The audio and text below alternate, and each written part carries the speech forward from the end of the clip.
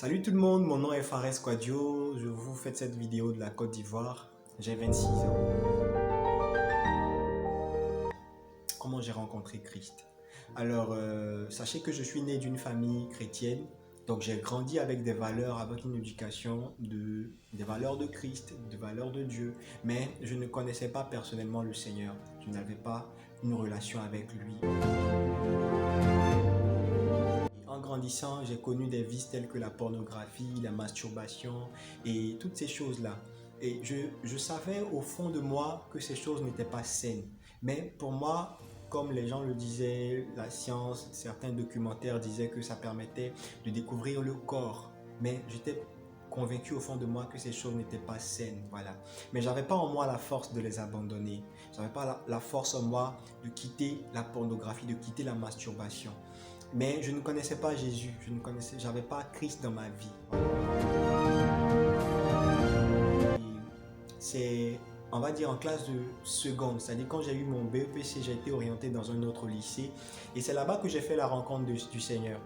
C'est là-bas que j'ai rencontré Jésus. Parce que je partais aussi avec une mentalité du genre, j'ai grandi, il faut que je puisse découvrir d'autres choses, connaître les filles, avoir des relations sexuelles et tout ça. Pour moi, c'était mon plan quand je partais au lycée, genre je grandis. Mais Dieu n'a pas permis cela et je lui rends grâce aujourd'hui. Parce que c'est à cette période de ma vie que j'ai fait cette rencontre merveilleuse avec le Seigneur. Je vous assure, c'est ma plus belle rencontre. Jésus est ma plus belle rencontre. Et j'étais une fois assis en classe à ma pause à midi et il y a une dame qui tenait dans le temps une cellule de prière. Elle était professeure d'anglais et elle est passée à la pause de midi pour partager l'évangile. Et moi j'étais assis, je l'écoutais attentivement et comme la Bible dit, le Saint-Esprit nous convainc de péché et de jugement.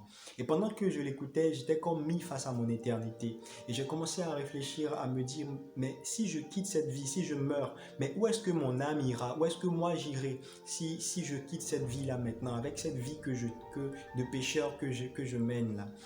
Et ce jour-là, quand elle a fini de partager qui voulait donner sa vie à Jésus, je me suis levé, elle a prié et j'ai donné ma vie au Seigneur. J'ai donné ma vie au Seigneur. Il faut dire que depuis ce jour, je vous assure que les choses ont changé. Je vous assure que je suis né j'ai été, c'est-à-dire quoi?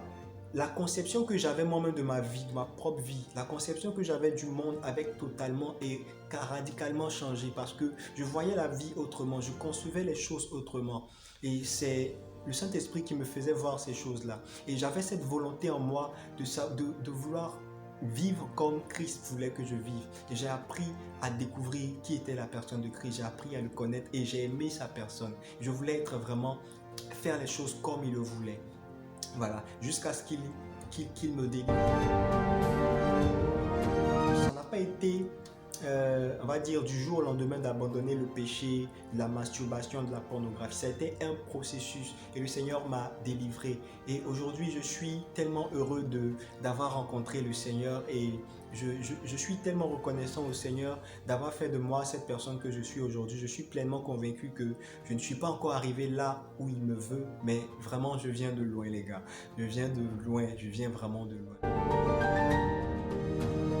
Toi qui m'écoutes, certainement que tu n'as pas encore rencontré Jésus ou peut-être que tu as rencontré Jésus. Si c'est le cas, gloire à Dieu. Je voudrais vraiment t'encourager, comme la Bible dit, à celui qui vaincra, il héritera la couronne de la vie. Voilà, donc tenons bon, car c'est au ciel que nous avons vraiment notre espérance est fixée au ciel.